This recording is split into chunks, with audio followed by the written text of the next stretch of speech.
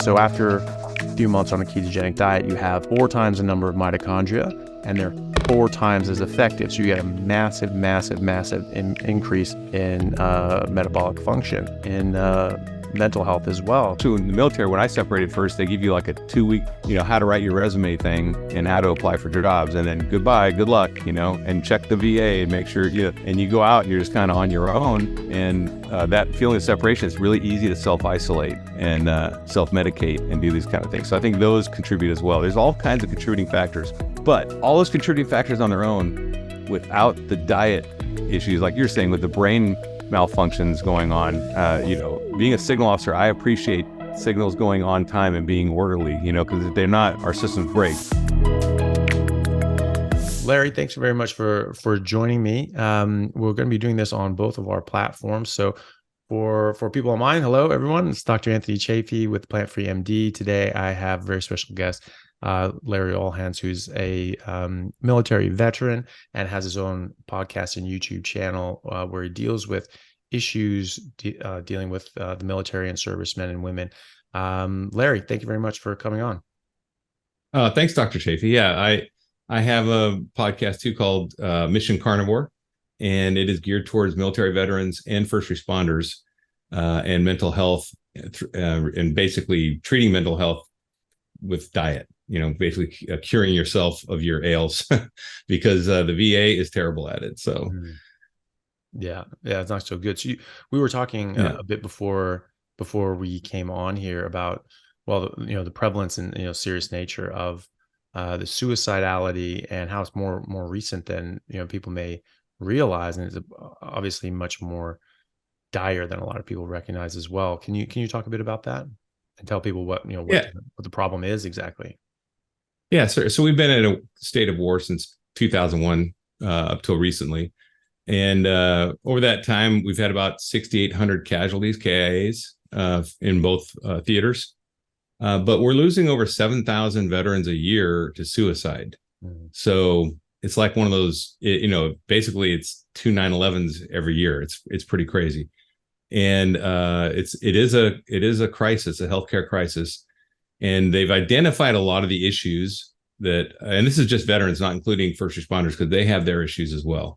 But there's a lot of issues that have been identified as possible triggers and causes, PTSD. But when you look at the numbers, what we find is there's no correlation between, say, deployed troops and suicide. Like there's actually a higher suicide rate at troops that never deployed than troops that have. So not that PTSD doesn't necessarily contribute to it, but it's definitely not the primary driver. So there's been a lot of studies there's a great video with Professor Chris Palmer. He's got a TEDx video you can check out where he talks about that. And I think a lot of the issues that we see come from the warrior culture, where you suck it up and you drive on. You basically you overcome your issues and you don't ask for help. And that's kind of the way, first responders, law enforcement, a lot of people in these theaters just, look at the guys to the left and right. Well, they're doing it, so I need to do it. And they just drive forward. And because people don't ask for help, they internalize a lot of this stuff. And we found that, there's a lot of issues they've actually found that do drive are present in these suicides. And the kind of things they found are like relationship issues, financial issues, legal issues, and of course, self-medication issues where people are medicating. So there are issues that they do find that correlate to suicides, but surprisingly, it's not just deployments. Because whenever I tell someone, I served 20 years, I retired as a chief warrant officer. And whenever I talk about it, they're like, oh, well, when I talk about suicide, they're like, oh, yeah, well, what these people saw must be doing it. Mm-hmm. And when you think about it, though, yes, they may see and do and be involved in a lot of horrible things. But if you look at first responders, like, your typical corpsman or ambulance driver, your paramedic, they're going to see a lot more volume of trauma on a daily basis for a whole career, and maybe law enforcement and nurses and doctors, too, in emergency rooms. So there's that exposure everywhere. So something else is driving this besides just that exposure. That exposure definitely contributes, but I don't think it's the active driver. Yeah.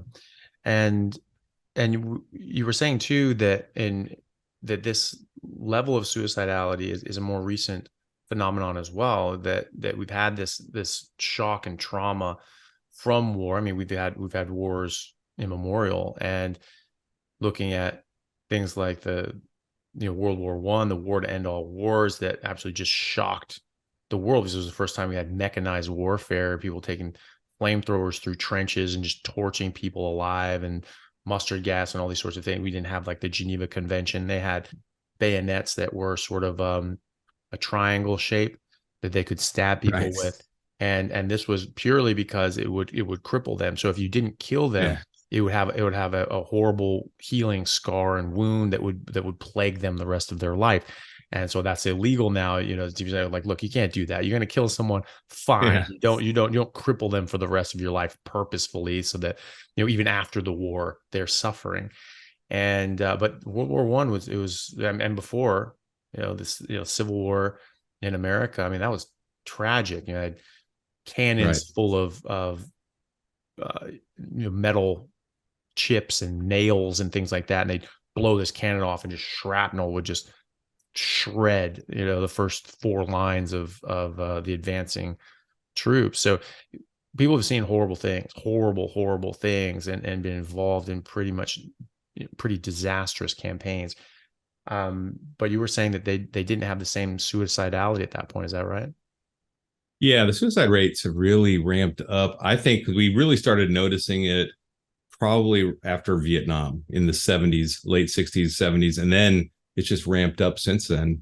And that tells me something else was introduced to the equation too, that added to it, not necessarily because I think this underlying damage to the psyche has been there this whole time, obviously, and the trauma and the mental stress. And people have always had problems with relationships and money and legal issues. Those are not new. These have been around since man has been around. So, and since society's been around anyway. So anyway, I think that my theory is that our standard American diet has introduced a lot of things that have changed the way our brains work. I know because my personal experience with becoming a carnivore, I've been a carnivore for 186 days now, and my whole mental fog, went away. Depression went away. Anxiety levels dropped to being gone, and my stress levels even dropped, where like I don't get angry when I'm driving in traffic and such. I mean, it's amazing to me that all this was there, and I didn't even realize it because I was just living with it for my whole life.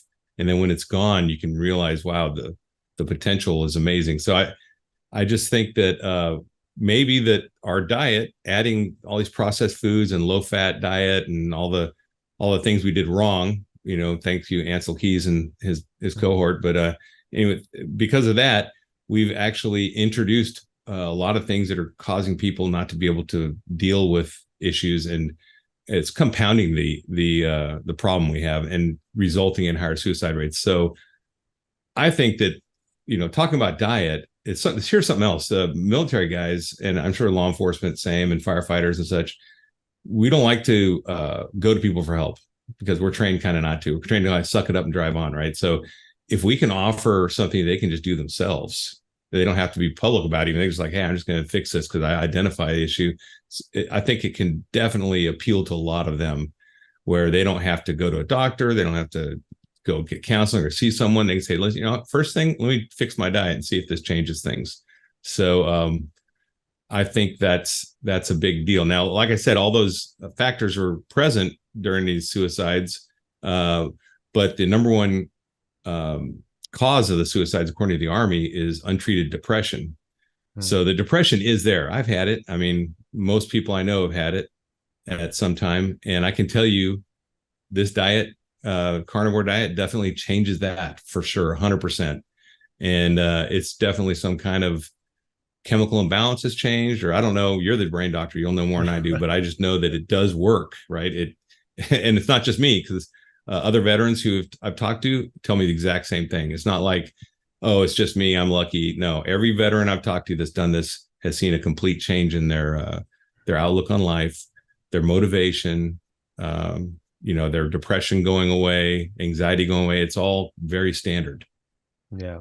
Well, you mentioned Professor Chris Palmer from Harvard, and he wrote a book called Brain Energy, and he theorizes that most, not all, mental health issues actually come down to a metabolic disorder where your mitochondria aren't working properly and they're not making energy properly. But that's only one small part of what the mitochondria do. That's what we're taught. The mitochondria are the generators of cells, but they don't just sit there just pumping out ATP, which is the energy currency of cells.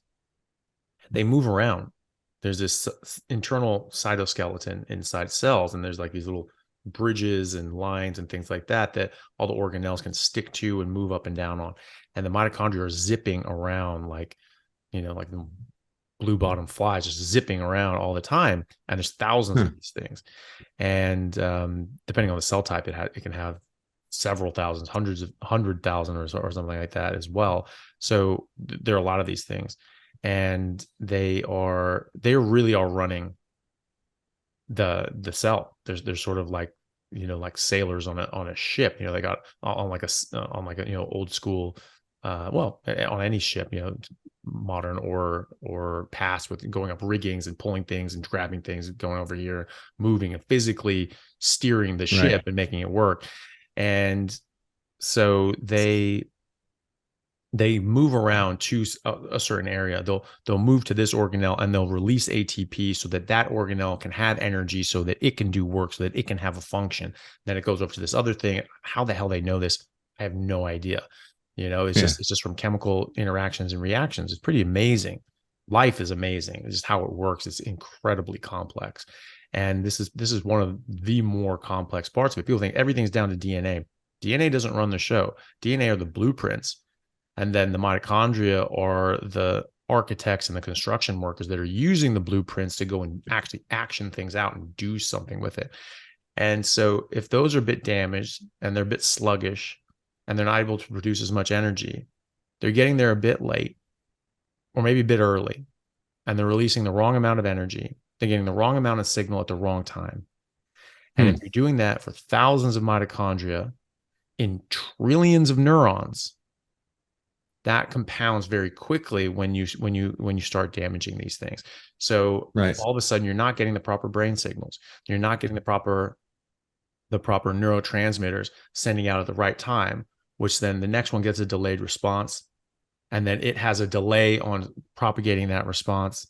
And so there's this knock-on effect, because your neurons are constantly talking to each other and interacting with each other. So like one neuron could interact with 10 to 30,000 other cells, right? And so that slowing or maybe even speeding up and doing something, but either way, the wrong timing of those signals and getting the wrong signal strength is now getting sent to 20,000 other cells, which now send off the wrong signal at the wrong time and the wrong strength. And it just causes merry hell. And then people are just like, I don't feel well. This isn't right.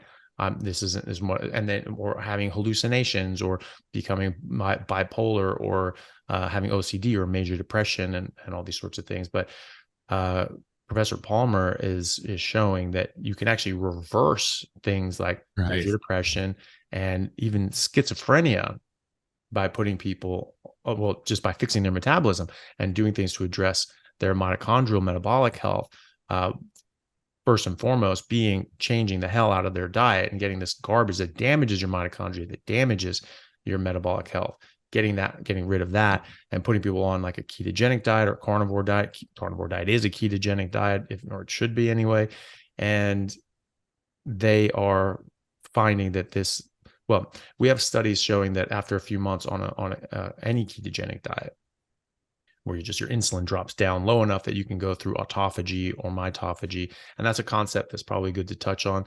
Autophagy is when your body recycles older cells that aren't really working too well. But it can actually replace the inner parts of a cell as well, the organelles inside the cell, like the mitochondria. And that's called mitophagy. So phagy is just eating, right? So that you have like a macrophage. This is a big cell that eats other cells, right? And so mitophagy is when your cell basically just recycles your mitochondria and just dumps it through a little blender, spits out the little amino acids, constituent parts, and then use those to make a new one that's running better and is newer, faster, stronger, and it also promotes the production of more mitochondria. So after a few months on a ketogenic diet, you have 4 times the number of mitochondria, and they're 4 times as effective. So you get a massive, massive, massive increase in metabolic function and in mental health as well, as seen by Professor Chris Palmer at Harvard, and he's doing studies in humans and showing that you can reverse schizophrenia, major depression, all these other sorts of major things by addressing these metabolic underlying conditions. And I misspoke earlier, because when I was talking about Chris Palmer, he didn't have the TEDx talk. He had the interview with you, and that's what drove me towards this. That's what kind of fueled my theory when I saw you interviewing Chris Palmer. The Richard Doss had a TED talk about soldier suicide. It's really good. So check that out if you haven't. But yeah, Chris Palmer, your interview with him, that seeded my theory starting. I was like, okay, well, if all this can be reversed on these people having, bipolar disorder or schizophrenia, which is normally a death sentence, like there's no real good answer. There's drugs that make you feel terrible, or there's, being schizophrenic and not being on these drugs. So there's no answer. But when I saw that, wow, if that can be reversed, then, our symptoms are bad, but they're not terrible, but they're enough where when you get these other things introduced, relationship issues, money issues, it can tip you over the edge, especially when you have no one to go to, because there's a stigma. Because if you're in the military and you go say, listen, I'm having suicidal thoughts, guess what? Your career is not going to be great going from there, probably, because, you get identified, and then they say, no, it's not the case. But, it just is. People can say what they want, but once you've been tagged, of having mental issues, mental health, if you go seek mental health care and you're carrying guns in the military, it's kind of a red flag. So, that's just the way it works. And no one wants to be that guy. You don't want to be that guy that lets other people down, or that girl. You want to be that guy that can be counted on. It's like playing rugby. You don't want to be the rugby player that gets injured and has to leave a game ever. Because when I played, we only had one injury substitution in the game. That was it. And you never want to be that guy. You played hurt, and then until you were a detriment to your team. So same kind of thing. Yeah. So anyway, I just want to correct that. Like I said, we're not really good at asking for help in the military, and there's reason it is, and I'm sure in law enforcement. Now, here's interesting. I actually worked in law enforcement from 2000 to 2005 after I got out of the military, my first tour, and I worked as a computer specialist, but I worked with the police very closely because I set up their 911 call system, their new computers, and I also set up a tactical mobile, basically a SWAT van that we'd roll, that we'd had hostage negotiation team. I'd set up all their comms and make sure everything was good and record all the stuff. So I worked with them a lot, and I was on a lot of SWAT calls, which is cool. But one thing I noticed in law enforcement is that there was a shooting and someone was killed. Everyone involved in that shooting the next couple of days in our department was put on a leave and got counseling right away. And I'm like, that's proactive. That's real. In the Army, they don't do that. They can't. Because you can't like, all right, your platoon's standing down, we're going to go give you, no, we're going on patrol, we're taking care of business. That's not the way it works. We don't have that luxury, I guess, that you have in law enforcement, and so I think they really treat that really well, and that's probably a good model. I know when I was leaving, and so a lot of other triggers for suicide with military and law enforcement and probably firefighters is retirement. That's one of the, because you're going from or separation of service or retirement. When you're going from one day being part of a team, and you probably went through this when you left your rugby team, or part of a unit, and you go out and you're on your own next, and you lose all those. They're there, but you don't have the same contact with them daily. And, especially in the military, when I separated first, they give you like a 2-week, how to write your resume thing and how to apply for jobs, and then goodbye, good luck, and check the VA and make sure, and you go out and you're just kind of on your own.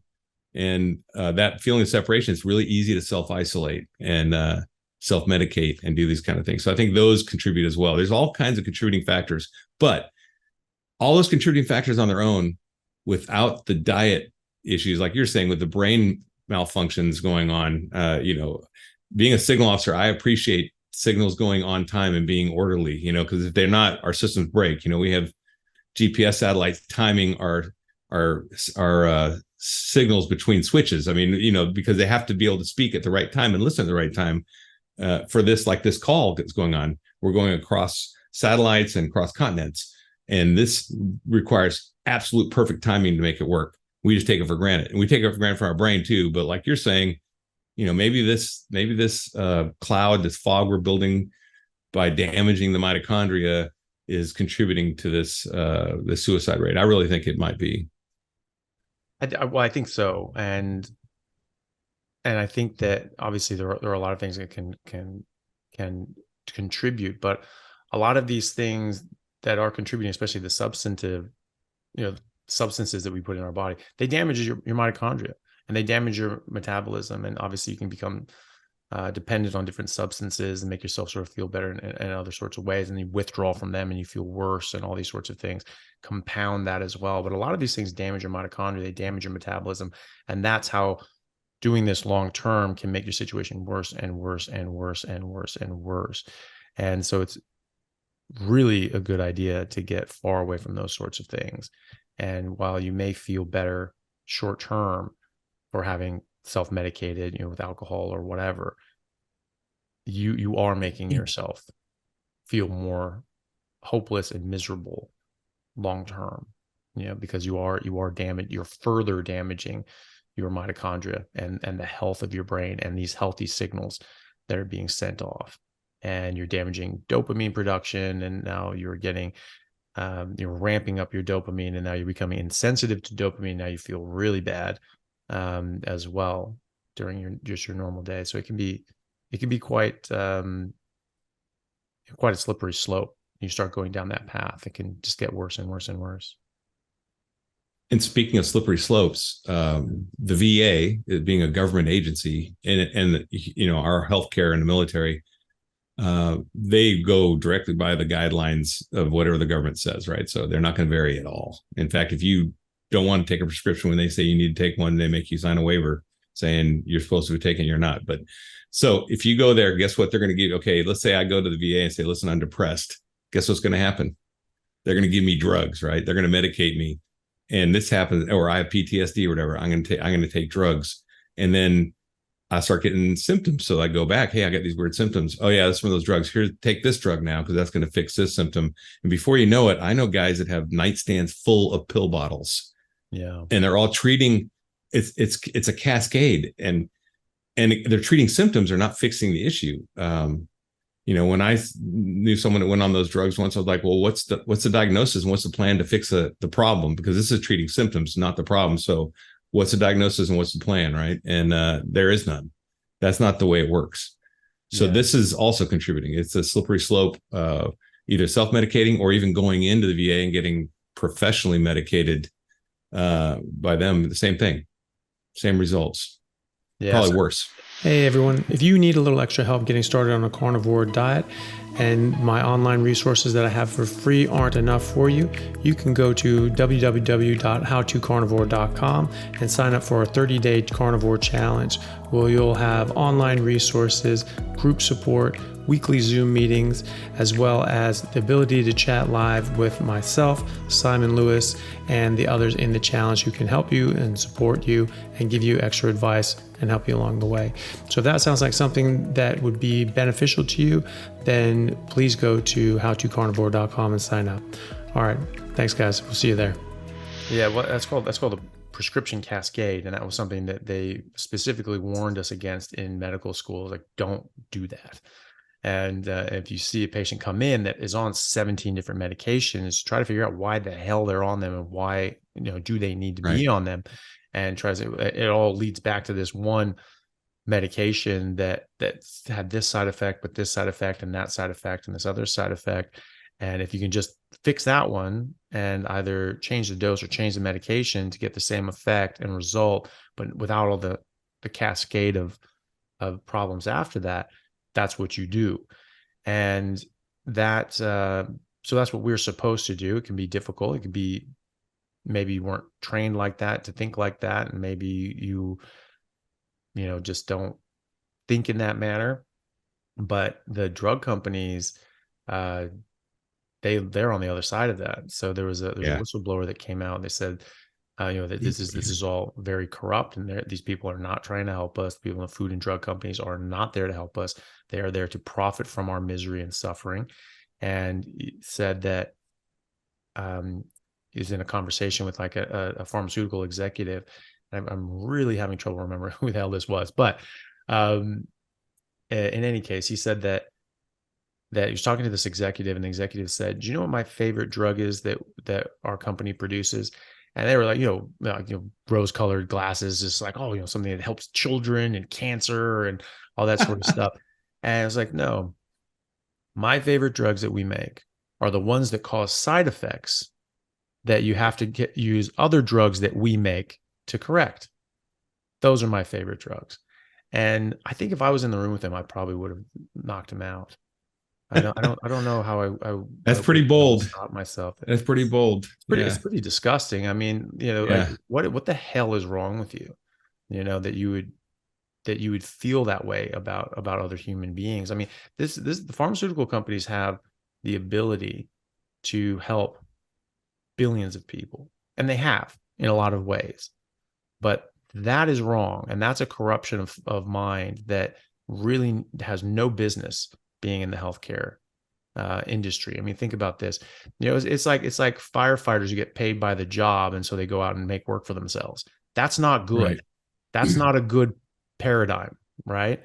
And right. And in fact, I had friends who were seasonal firefighters in Arizona, and this was 20 some years ago. So in the early 2000s, it probably was, early 2000s. And they were saying that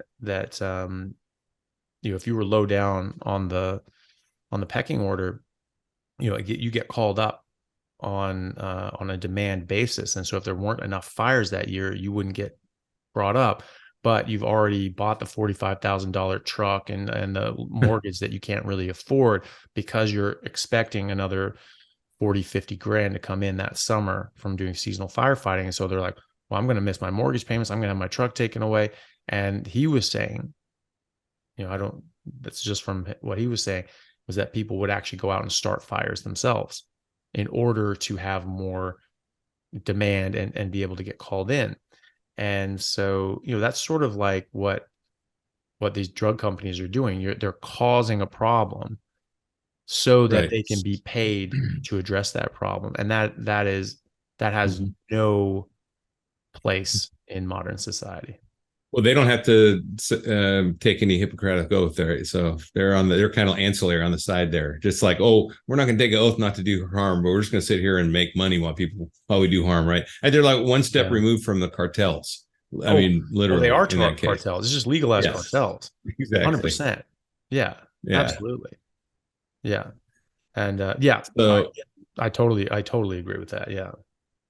So I don't take any drugs at all, other than to leave occasionally. And I don't even take any sinus pills anymore now that I've been on carnivore, because I lost 45 pounds. I'm feeling athletic again. I put on muscle in 6 months. It's crazy. Mm-hmm. I don't take allergy pills anymore. I used to take them every day. I have probably a lifetime worth of allergy pills now, because I used to buy the big bottles from Costco. They're like hundreds of pills. That's going to last me 50 years. I never got to go there and buy another allergy pill, because I've only taken, I think, one allergy pill in the last 6 months, and it's ridiculous the money they were making on us on all the stuff I have in there. I'm about to clean that cabinet out pretty much. I've been keeping it just in case. I'm like, well, I never know, what if, but there's a bunch of supplements in there I don't need to take anymore. It's ridiculous. So yeah, I just think that if we get this message out to veterans and law enforcement and firefighters and paramedics, I've got an interview with a paramedic tomorrow. You actually interviewed with an intentional carnivore. I'm interviewing him tomorrow because he's a paramedic. So we're talking carnivore tomorrow. He's going to be on my podcast.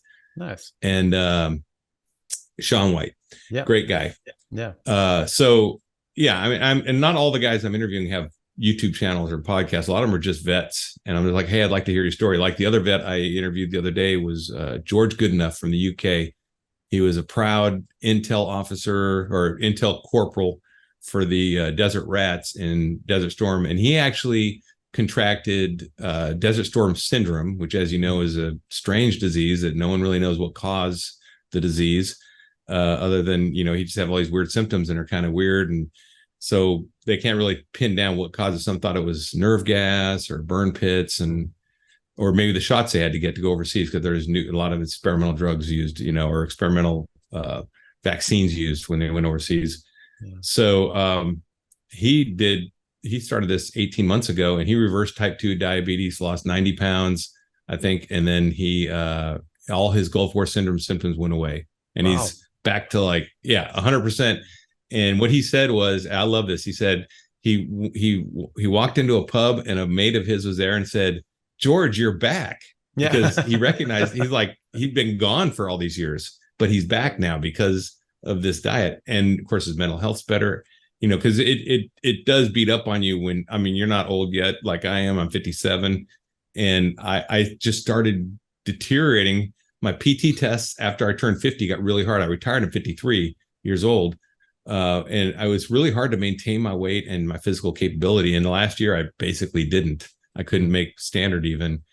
But I tell you what, listen, today I went out in the 93-degree heat at lunch and did 5 50-meter sprints uphill with 10 push-ups each one. So I did 50 push-ups and sprints, and I feel like an athlete again. It's amazing. There is no joke on this thing. So I think, if you get these veterans who are in crisis and these law enforcement, first responders that are suicidal in crisis, and you fix their diet, man, we're gonna have like a superhuman army out there of people that can, basically return to life, and they'll be back like George was. They'll be back. And that's what I'm shooting for with Mission Carnivore. If even one person gets that out of Mission Carnivore, then my mission's accomplished. If one person doesn't commit suicide because of it and turns their life around, and that's mission accomplished. That's my mission now. Yeah. Well, that's great. And I'm sure you have, and I'm sure you will influence more people as well. What was I going to say? That was what I was going to say. There was a gentleman I had on the podcast, and who's a major sponsor of this podcast, which is Philip Meese from Carnivore Bar. So he made the Carnivore Bar, which is just basically pemmican. You get dried beef and you mix it with tallow, and it's just like 80% calories from fat. And they just a bit different because they're sort of a bit crunchy and grainy, and it's almost like finely crushed grape nuts, stuck together with tallow. And at first you're just kind of like, what's in my mouth right now, and and because it's a new texture, it's very different.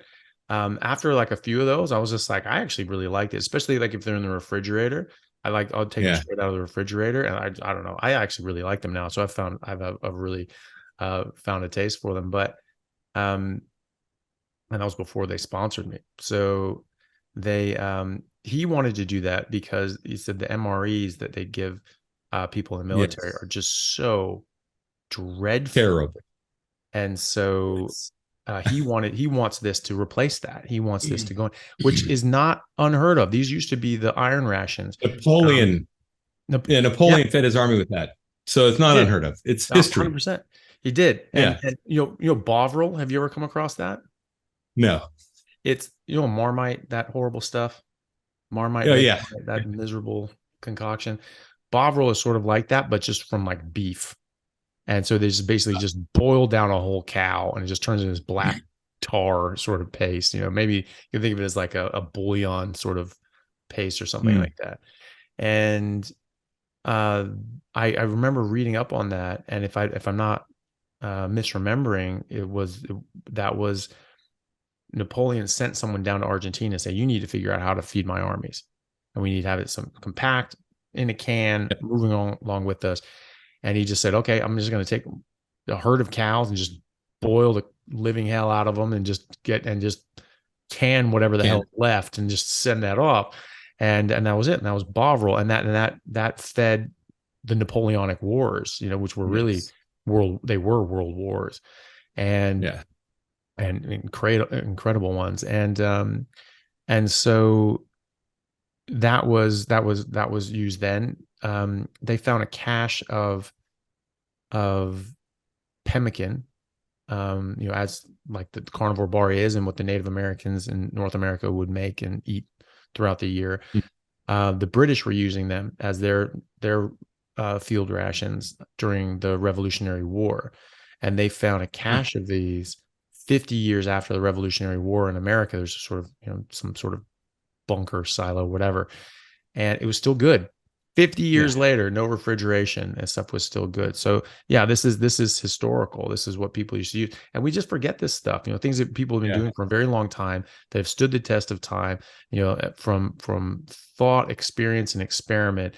And they said this is what works, and I said screw it. We'll just completely change everything. And but yeah, so that's why you wanted to make the Carnivore Bar. Can you talk a bit about the the MREs and how horrible they are? So I actually have a video on my YouTube channel because I have active duty soldiers that are carnivore that wanted me to help them go in the field and be carnivore or maintain it, right? Which you really can't do. You can do ketovore, right? So I did a video, calling it a carnivore MRE video, where what I did was I went to the I think it's called Comrade is the website that has all the MREs that are available now, the different menus and what their nutritions are and nutrition values. And out of that, I could only find 4 entrees that were carnivore that they could eat out of. They're all low fat, which is a problem, but they had the protein you need. And so I picked the 4 entrees, said, you're gonna have to beg, borrow, and steal and try to get these, find someone to supply that, or trade for these. And I think one was white chicken chunks, and one was a tuna, which is actually like the Starkist tuna in a bag, in a sealed envelope. And then I think another one was a burger patty, a jalapeno burger patty, and the last one I think was a Mexican stew. Anyway, so what you can do is you can get those, and then you can eat the cheese. The cheese is processed cheese. It's going to have seed oils, but you know what? It's very low carb, 2 grams of carbs and a lot of protein. So you're gonna have some seed oils and fats. But what I recommend these guys do is buy some ghee that's shelf stable in a squeeze bottle, so you can get that low fat MRE entree and squeeze some ghee in there and mix it up, so you're getting your fat, right? So you're maintaining your fat levels. Also, you can bring in cans of sardines in the field, which I did, because when I was in the Army, I actually did do some keto when I was getting ready for my annual record PT test. And I wanted to get everything working right. I recognized that my body worked better on keto. So I would go keto for a few weeks.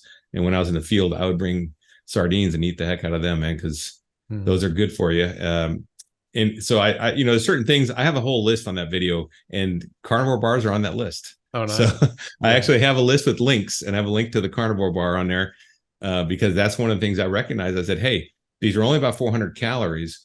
So they're not a complete meal replacement, and they're not cheap. But if you're in the field and you want to maintain what you got, get them. And, you maybe buy them in bulk and get a discount, or buy them with a bunch of guys, jump in and buy a big ammo can of it, because I know they have those. So if you get like 5 guys that are going to do it, go do that. So anyway, that video I do describe that. But the MREs in general are all high sugar, high carb. Like, you have to discard almost everything in the MRE. But the good news is you can trade it for good stuff like cheese, which is not great, but it's better than anything else, or those entrees that are good.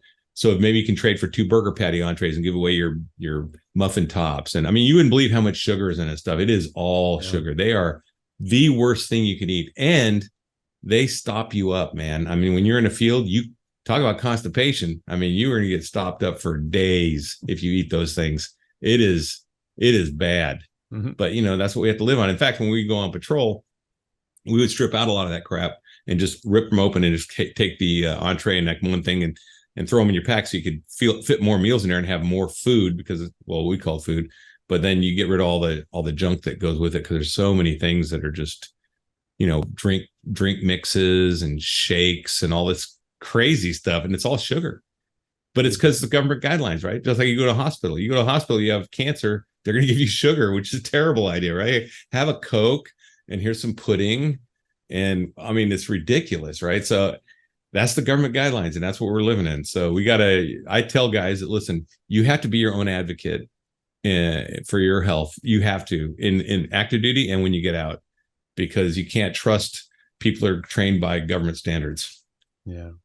Well, Philip is as well. He was a combat medic, and oh, nice. Yeah, so he might be someone that would be interesting to talk to as well. I interviewed him as well. It was really, really interesting conversation, and you can check that out and see what you think. But I will. also, I mean, I don't know. I mean, are they able to make pemmican and bring their own food or not really? Okay. So yes, I mean, especially okay. So if you're just doing an FTX, which is a field exercise, which you might be in the field 2 to 4 weeks, and that's usually just training. Like you might be in Fort Hood, or you might be, out in some range somewhere. Yes, then for sure. So a normal operational training, like right now we're in a state of war. Yes, 100%. Troops can make their own food and bring it.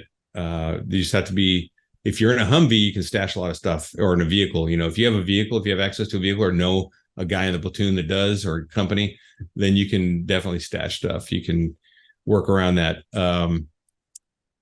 Most people don't. They don't plan. They just go there and say, "Where's my food?" And you give them an MRE and eat it, right? So, but what I like about the guys on my channel, they're following me. They're active duty, and they're like, "Hey, how am I going to do this when I go in the field?" They're planning ahead. That tells me a lot. And yeah, so they can do that, or they can. And there are recipes online. I haven't tried it, but I've seen. Have you ever tried any of those pemmican recipes? Yeah, no, I've made it. It's not too hard once you sort of figure it out. You just need to sort of dry it out. You can dry it out in the oven, put it on sort of lowest heat, keep the oven door open, so sort of cycling air, but it's just getting out all the moisture, and very thin strips of meat. Probably easier to if you cut them thin against the grain, because if it's with the grain, there's long fibers and it's dry, it's hard as hell. And so it's hard for your blender to blend that up. You need a really high powered blender to do that. But if you cut against the grain, but very thin, and then dry them out, the fibers are already cut up. And so then you put those in a blender and you'll just powder really quickly. And then you take those out and you just take the dried, powdered, blended dried meat. And then you mix that with some melted, tallow. So like grass-fed tallow, you get that easily in America. You get that easily on Amazon. It's very cheap, and it comes back and it looks yellow. That means that's how you know that it's actually grass-fed and finished, right? So it's it makes a difference. It is better nutrition and better omega-3s and a lot of other stuff as well. So, and then you mix that in, sort of melt that so it's just liquid. It doesn't have to be hot as hell. And then you just mix it in together 50-50. So the same weight of dried meat and rendered tallow, and then you sort of mix it all together, put it out in this little paste. You can put it out on like a cooking sheet, and with some wax paper or whatever, right? And then just put it in the fridge, let it harden up, and it actually tastes good, and it's not as crunchy as the Carnivore Bar. It's more soft because the stuff has been sort of powdered. They just make it a bit differently. And if I remember correctly, 3/4 of a pound is 2,000 calories of perfect nutrition. Awesome. And so, do you need exactly 2,000 calories? Almost no one does, but whatever, let's just use that as a benchmark. If you are, so 3/4 of a pound being 2,000 calories, 10 pounds of pack weight is 2 full weeks of perfect nutrition at 2,000 calories a day. So it actually works really well, and it is cheap, because the Carnivore Bar, it's expensive to produce. I've talked to Phil, like he was actually losing money for a while, and sort of selling it at a price that he's basically breaking even, because he wants this out there, and he wants to get out there, so it is expensive, but it's expensive to produce as well. But if you're making pemmican yourself, you can do it much cheaper than that. Oh, that's a good option. So I'll definitely point that out and point those vets to this video too, because they're definitely interested in maintaining a carnivore, and if they're interested in the field for a couple of weeks, it's no big deal. They may burn more than 2,000 calories a day though, because when you're carrying your armor and your hydration system and your communication system and your ammo and your guns, you're carrying, like I hike with a 40-pound vest now just to keep in shape. And I used to do that when I was in the military, but when I'm in the field, it's more like 60 pounds. And then if you got your helmet and your boots, and I mean, I would drink over a gallon a day and never pee, for sure. I mean, I would just, seriously, it's weird. You're just drinking and you never have to pee. And because you're sweating it all out and your clothes get all stiff because you're wearing the same clothes for weeks and stuff. It's nasty, but it's your body goes through some weird changes when you're out there, but you burn a ton of calories. I'll tell you that. And we don't, our belts, I have a rigging belt. We call them rigging belts. It's a Velcro belt. That's what I'm wearing now because I keep losing weight so fast that I kept buying belts and having to buy new belts. And I just went back to my army gear and pulled my rigging belt out. And that's what I wear now all the time because it's Velcro. So I can always tighten it. No loops required. But yeah, in the field, you have to do that because you start losing weight so fast. Your pants be dragging, Yeah. Yeah, that's funny. Yeah, you're saying that about the government guidelines. So obviously, like the military just follows it by the book, and whether those are good guidelines or bad guidelines, they are the guidelines. And so you were saying that the problems you thought coming around the Vietnam War, and that's in the 70s, and that's when a lot of this was coming out. The fat's bad, the McGovern report in the late 70s, and the USDA declaration that fat and cholesterol cause heart disease and all that sort of stuff, and the food pyramid coming in around that time as well. And so that obviously influenced the the military rations as well, presumably. Yeah, the sea rats before that had a lot more fats, had canned potted meat and everything. I mean, there's a lot. We don't get that anymore. That's probably much better, right? I'd rather eat spam, and we had spam in those meals too. So I would rather eat that than what they're offering now. And speaking of guidelines, these active duty troops, we have what's called a PHA, or a physical health assessment you have to do online, and just to make sure you're following their guidelines, right? And you're healthy, to keep your active duty status and to get to schools and everything. You always have to jump through these gates. These guys have to lie about their diet, because if they were putting down what they were eating, they would be like disqualified from a lot of, promotion, going to schools, because, their PHA they'd fail it. So they're telling me like, yeah, we're just putting down what they want us to say. It's not what we're eating. I'm like, okay, cool. Do what you got to do, man. They'll play their games. We'll play ours. We're good. Yeah, but guess what? These guys, they did their first PT test and they crushed it. They were nervous going in, like, hey, I don't know about this. I'm not feeling. I'm like, just trust the process, man. Go out there and hit your numbers. And he went out there and he just crushed it. He came back, he's like, dude, I crushed that thing. I'm like, awesome. Yeah. Once you test your body after you've been on this diet, like I did today, sprinting, you just feel athletic. I mean, I don't know how to put it. See, you've always been athletic, so you didn't get that transition like I did, where I went being athletic, then downhill for decades, and then come back. It's like, yeah, I'm back. It's amazing. Well, but when I kept working out and things like that, but I wasn't playing rugby at the same level I was before. I just didn't have time to.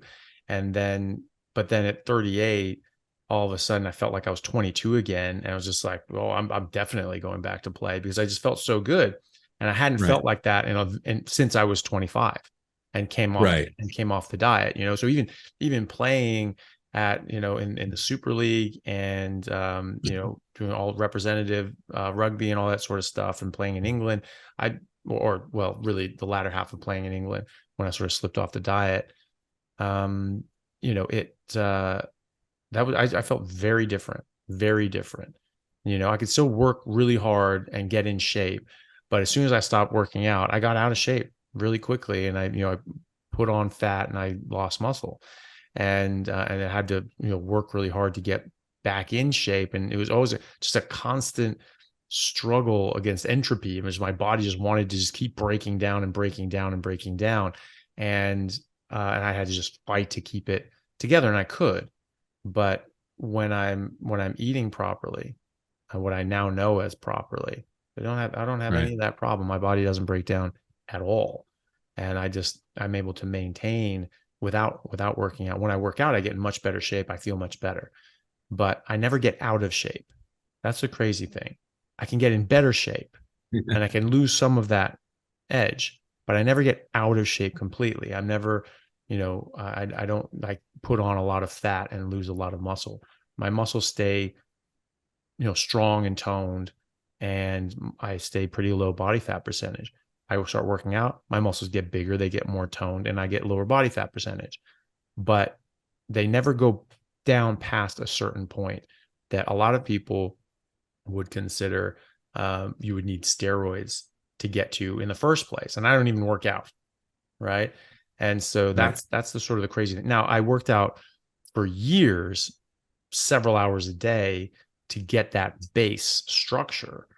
And then now this just maintains up to a certain level. And I know people would say that the whole steroid thing, because I've taken pictures when I first started, Instagram started becoming more public about all this. I posted pictures of myself with my shirt off or whatever. And people are, oh, that's steroids. That's steroids. I'm like, I was in quarantine for a month. I didn't even go to the gym, so that's me not working out, And so, that was, oh, that must be steroids or something like that. I wasn't even doing push-ups, so that's just how your body maintains itself when you're eating properly. You don't need anything else, Well, sorry, go on.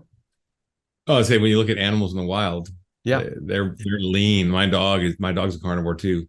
He is muscle and lean just all the time. Yeah. So same thing. Well, and animals in the zoo, because animals in the wild, they're working out all the time. They're always running and chasing and all that. Animals in the zoo aren't.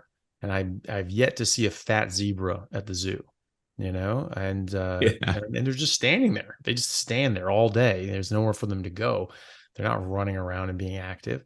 And then people will say, well, that's because they're getting fed a perfect diet. Yes, what they are designed to eat. And so if we do the same thing, then we're going to get similar results. And I can tell you those are the results I get. Yeah, there's an anabolic aspect to this diet. I can tell, because just the instantaneous change in your muscles and when you work out, it's instant. I've done creatine in the past. I've done protein powder. I've done different programs. None of them are like this. This is so far exceeding any of that performance wise. Where you can just work out like a couple of weeks and see muscle immediately. It's like, wow. It's like it's not going to take a 4 week or 6 week or 8 weeks. It's like first 10 days, you're going to start noticing like muscle coming on. It's immediate. It's pretty awesome. Yeah. Yeah, absolutely. And people tone up and they feel better just eating this way. And then if they work out, they get amazing results. That was the thing too. These guys are worried about their fitness and fitness tests and things like that. They're like, oh, what's going to happen? I'm going to need carbs. I'm not going to be able to do this. And then they will actually do it. And they blow it out of the water. It's so funny, the people that say, "Oh, that's bullshit. You need carbs in order to whatever." It's all bro science, like I've broken down in many videos the actual biochemistry of this. And so, professors of medicine and sports science, like Professor Tim Noakes down in South Africa, and Dr. Paul Mason, who's a sports medicine doctor over in Sydney, and Professor Peter Brunkner, all these people that break down the science. I've broken down the science. Well, and they call us bro science, and then they say, oh, no, this is how you have to do it because my mommy told me so. And okay, so we've got bro science, you've got mommy science. Only difference is ours is right. And that's the thing is when people do this and they try this and their athletic performance goes through the roof, their exercise potential goes crazy, exactly as predicted by us and exactly counter to what the detractors would say. It's pretty telling. And these people that are just saying, oh, no, that can't work, are people that have just never tried it. But then people try it and they're really nervous about it. And then they do it and go like, I had no idea. Yep. That's exactly the conversation I had with those soldiers, by the way. They were like, we're tempted to take carbs the night before. It was the night before. And I'm like, dude, just trust it, man. Just don't do that. Just trust it. Because if you do that, you're going to throw away everything you just did. It's like, just trust us. Like, all right, chief. I was a chief warrant. They call me chief. All right, chief, we're going to trust you. And then to get that text that morning. And so here's the deal. On top of that, I was at my son's cross country match. My son plays soccer and cross country. He's 14. And he went carnivore in the summer because he saw me healing up and losing weight. I didn't want to force him into the diet, right? So I'm like, I told him what I'm doing. I explained it. I explained the theory behind it and discussed it with him. And he just watched me and he saw my ankle heal up. I started being able to do things I wasn't able to do a long time. And then he said to me one day at summer, he's like, Dad, he had a lingering foot injury from soccer that was bothering him. He had to wear like plates in his, I don't know what they are, in his insoles, inserts for shoes, or you get inflammation. So he's like, if you can heal my foot, I was like, well, I don't know, son, but it can't hurt. So he went carnivore and strict, and it was great. And then had a terrible time the first 6 weeks, like no energy. And he's like, I don't know, Dad, I feel terrible. And then all of a sudden it switched and he was fine, right? Yeah. Well, his last 3 races, he set PRs each race, and he placed his first race. He actually placed 5th, which is great for his team. Yeah. That's the first time he's ever placed. So he's seeing, I mean, he's knocked 2 minutes off his time on a 2 mile. Wow. That's pretty awesome. And 2 mile, but that's really good. Yeah. He's running 14 minute 2 miles now. So he's at 7 minutes, and he's only 14. He's not in high school. He's in junior high. He's in middle school. So he's doing good. And, but I got that text from those troops, when he was winning his race. So it was like a great day. I was like, man, my son got a new PR, and these troops are like crushing the PT test. It was a great day. So already I can tell Mission Carnivore and my YouTube channel. I never, ever thought about a podcast or a YouTube channel ever. But the only reason I did it is because I had such good results. I told my neighbor who's a veteran, and he did it, and he got great results. And then I told my brother, my sister, they did it. They got great results. Everyone around me was getting great results, and a friend. And then that friend told someone else I'd never met, and they got great results. And that got back to me. And I was like, wow, it's like a ripple effect. What if I'm expanded this a little bit? Because, obviously I'm influencing these people around me. What if I made a larger influence pool and see if we could, help more people? And that's why I just launched into YouTube and then started the podcast. And it's been great. I mean, the emails, you know how it is. The emails that I get are just so encouraging and awesome. It's humbling, and it's really exciting because I just look forward to every day now. Like, okay, I want to, and that's another thing on Carnivore is my brain function. I had gotten to the point where I was resigned to living the life I was living and declining the rest of my life, really just going in a downhill to where my dad is right now. Who's not, he's older, and he's, he suffers pain and all that. I'm just like, well, that's where I'm going to go to. I'm going to be just a 78-year-old or 80-year-old guy, barely making it. And, but now I feel like I see Maggie jump, and hearing her jumping over fences and wrestling bulls and stuff. I'm like, that's where I'm going to be, man. I'm going to be out there running sprints and push-ups and doing stuff. And I'm planning things for a future that I wasn't before Carnivore. So that switch in my brain really prompted me to talk to other veterans like, hey, listen, this could be a game changer. It really could be. It could be a super game changer. So anyway, that's my whole Mission Carnivore thing. It just came up organically from my experience. Yeah. Well, that's great. I think it's really nice that you and others are making platforms. I mean, I was in the same position saying like, well, is it worth me doing a channel? Is it worth me doing videos? Is that adding to anything? Is that helping people? There's already people saying things that I like and generally agree with. And so, especially like, Dr. Baker and Ken Berry and these people, I was just like, these guys are saying the things that I, want people to say, and pointing out the things that I want pointed out. Is it worth me doing that? And, something that I found out was that really early on was that, you can say very similar things, but you have a slightly different take on it. And, and maybe you have new information that they don't necessarily have, or you think about it in a slightly different way. And so you present it in a different way. And that speaks to other people differently. And I've had people reach out to me and say, hey, I've seen other carnivore proponents, and it sort of, it made sense what they were saying, but I never was really interested in it until I saw your video on X, Y, or Z. And it made sense to me when you said that. And I said, okay, I'm going to try that now. And I'm really glad I did, because I had all these benefits. And so that's the thing, is that you are going to have your own take on things. You're going to have a unique perspective and unique information. And that's going to speak to other people that may not actually get the message in other ways. And so I think it is really important. And it's really great that you've done that. And I'm sure that you've gotten a lot of messages from people, and people that your target audience are people that really need help. And so that's really good. I'm really glad that you're out there doing that. Yeah, I've gotten a lot of emails and correspondence and messages from veterans from across the world, Australia, UK, everywhere, Ireland, and then Canada. But then I also get law enforcement. I got law enforcement from like the Netherlands, and I mean, places I'm thinking, wow, I can't believe they're watching it over there. And, Yeah. that's cool. But yeah, so we do each have our group of people that we can relate to, or people relate to us, I guess is really what it is. So someone just sees me and says, hey, I like his style because he was military and his delivery's a little different and he knows what MREs are or whatever. That's cool, whatever. But cool if someone, yeah. So if someone wants something else, they can go somewhere else. So, everyone's got different things to offer, I think, for the most part. And so that's kind of the plan. Yeah. And it is pretty awesome. I've only been doing it for a month now. So I'm new. This is my sixth week, I think.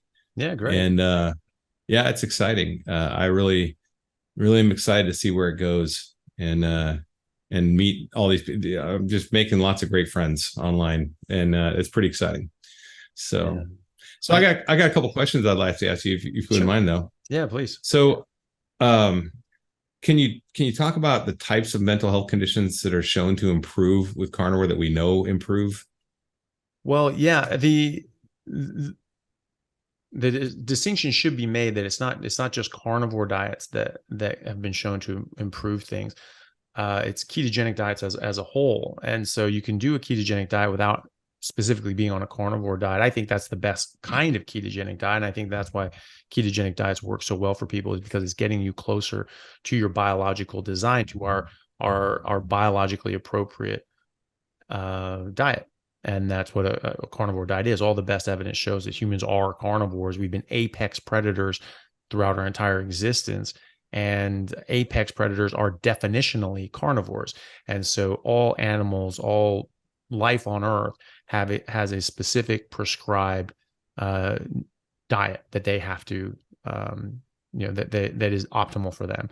And the same is true for us as well as every other living organism. So I think that's why keto does so well, is that it gets you closer to our biological design, which is carnivore, which is also keto. So the studies that are done with diet are specifically with keto. So it doesn't have to be carnivore, but as Professor Chris Palmer said, he was doing carnivore for a long time. And that's absolutely, part of the program. You can do it as a carnivore, or you can include some non-carbohydrate and sugar-ridden vegetables and things like that if you want to. I don't, because they have defense chemicals, which are plants designed. They're stationary. They don't move. They can't run away or fight back, but they are also 99% of life on Earth. So they are the dominant organisms, and they cannot be defenseless. And so while animals can run away or fight back, plants can't. And so they have to have other defenses, which are toxin. This is why you go out in the field and you run out of your MREs and your carnivore bars, and you can't eat any random plants, right? Most of them will make you very, very sick or even kill you. And while it's hard to catch and kill an animal, especially big bastards like a mammoth that we were eating for 1,000,000+ years, once you get it down, the meat is safe. The meat is nothing but wholesome and nutritious. Whereas a plant is not hard to track down, but it is deadly poisonous, and that's how it protects itself. So the studies are done with keto diets in particular, but people such as Professor Chris Palmer and Dr. Georgia Ede have done amazing work, and they've shown that basically any mental health issue can be affected and improved, or even put into full remission with a keto carnivore diet. So depression, major depression, anxiety, OCD, bipolar, schizophrenia, schizoaffective disorder, ADHD, and even autism. Autism seems to be a mitochondrial metabolic issue as well, and that has to do with misdevelopment of the brain cells. And so it doesn't work the way it's designed to work. And there are also nutritional deficiencies as well that can bring about autism and a misdevelopment of the neurons as well, such as a carnitine deficiency. Most people say that, well, carnitine is a non-essential amino acid, but that's only true for some people, because only 70% of people make a sufficient amount of carnitine. Other people have to get it from their diet. It does not exist in plants. You can only get it from meat. And so if you're vegans and vegetarians, and they're significantly reducing or eliminating out the meat that they're eating, or that's available to eat, and their kids are deficient, they can develop this form of autism. That was shown by Texas A&M, University of Texas A&M, and that there are much higher rates of autism in vegan and vegetarian households, right? So Professor Palmer also showed that you can actually undo a lot of the effects of autism. Even as an adult, people with autism as an adult, when they go into a keto carnivore diet, they improve dramatically. There are entire treatment groups around the world that treat autism at any age with ketogenic diets, and it improves, it helps them. And so this is in the literature. If you get it as young as possible, so if anybody has a family member or a child with autism, this is important because it will help improve their life and their function at any age, even if they're 90. But if they're still developing, if their brain is still developing, they have time to undo that misdevelopment, and they can actually, start making more and more and more properly formed neurons that and essentially not have autism anymore after that. And so that's something that is very, very it's sort of exciting, that you can actually address something like this. I actually saw a documentary. Another thing I do on my channel is I do movie reviews for diet documentaries. So like the Fat documentary, and I basically review the movie and then tell a carnivore like what's good in it that's carnivore and what may not be good, and then whether this would be a good thing to introduce to a family member or somebody who's not supportive or is supportive, just to show them what you're doing. So I and one of the movies I watched was A Magic Pill. I don't know if you've ever seen that, but they actually have I plan to. They have an autistic girl in there that she goes on a keto diet, and they show the video's there. You can't deny what happens. You see the difference in her behavior after, I think, 6 weeks. And at first, like, she will not eat the food. Like, she'd be, and autistic children can be very difficult, and she was super difficult. And they show the problems they had trying to get her to eat that. But they're like, the doctor's like, she'll get hungry, she will eat. And they had to go through hell. But when she got hungry, she did eat it. And then, man, it's like the light bulb came on. She changed completely in front of your eyes on camera. So it's worth watching. Worth checking that one out for that part, if nothing else. Yeah, definitely. I will check that out. And yeah, it's amazing. I've seen it help people. I've done interviews with people that I had no idea had autism, like Jonathan Griffiths. And we were talking everything normal. We were talking about bodybuilding. He's a professional bodybuilder in the UK. And he said, and autism just sort of came up in conversation. And he's like, well, actually, I have autism. And I was just like, I would have never guessed that. And he said that a year ago, before he went on carnivore, he would not have been able to have the conversation that we were having at that moment. And that had made such a huge difference and impact on his life and mental health as well. So, it can be difficult, very difficult, but it's, if you are able to do it and you're able to affect that change, it is well worth the effort to try that with your kid. If you can, I mean, it's difficult, but if you can, you especially when kids are young, you control what comes into that house, and hopefully there's something that they'll eat. But if you fast, your insulin drops low, and it has similar effects to having a ketogenic diet and just not eating carbohydrates, because you're also not eating carbohydrates, right? And so, and again, if they get hungry, they're going to eat. And it's hard as a parent, because you're just like, you're seeing your child really upset and you feel like they're suffering. And it feels cruel, but it actually works out, and it works out really well in their favor and in their benefit. So if people are able to, I've never had to do that. I haven't been in a situation where I've, needed to do that. So I can't begin to imagine how difficult that can be, but I do know a lot of parents who have done this. I do know entire treatment groups that do this for all of their autistic patients, and it works. It really, really helps.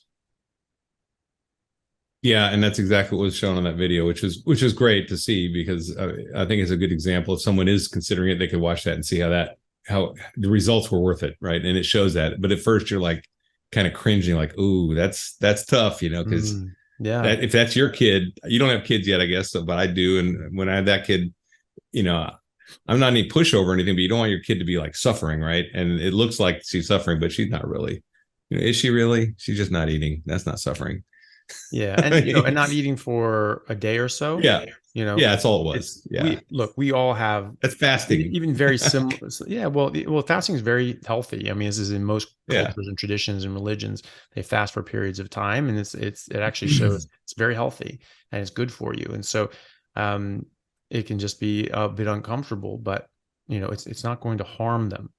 And, you know, even very slender people, unless you're completely emaciated and on death's door, like you've got weeks of fat and energy available to you before you run into trouble and start catabolizing your own muscle tissue. You just run on your own fat. So it seems worse than it is, and it actually will benefit them in the long run, and actually even in the short run. Like it will make them better when they just avoid these things that damage their brain and the functionality of their body and brain. Yeah, because that's definitely going to. I mean, kids are so resilient, and young people, they can get away with eating foods that may not be optimal and still perform at a high level, like Dr. Saladino, right? He's in great shape. He's young. He eats some things that are, I would say, questionable. But you know, I and people are like, well, you can't argue the blood work. I'm like, yeah, well, let's see when he's 57 and he's been laid up in 6 weeks with an injury, and he tries to come back, see what happens then. Because I guarantee you, it's like you keep adding poisons, it's like a cup filling up, and then it overflows, and then all these symptoms start coming out, right?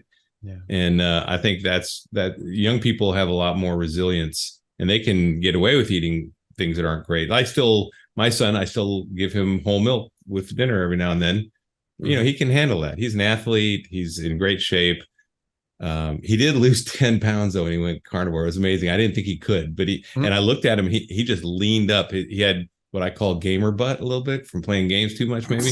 And he just like looks like an athlete now, like a track athlete, right? So it's pretty awesome. Yeah. Yeah, good.